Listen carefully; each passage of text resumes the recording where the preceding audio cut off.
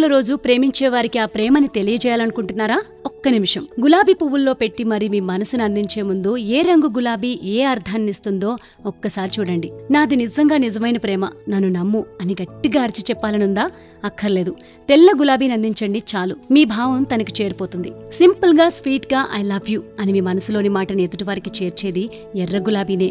మీ lover మీ proposal ని accept చేస్తే pink rose ఇవ్వండి, థ్యాంక్ యూ అని చెప్పినట్టే. పదే పదే ప్రేమంటూ వెంటపడుతుంటే లేదు ఫ్రెండ్స్ గానే ఉంటా అని చెప్పాలనుకుంటే సింపుల్ గా ఎల్లో రోజెస్ ఇవ్వండి చాలు.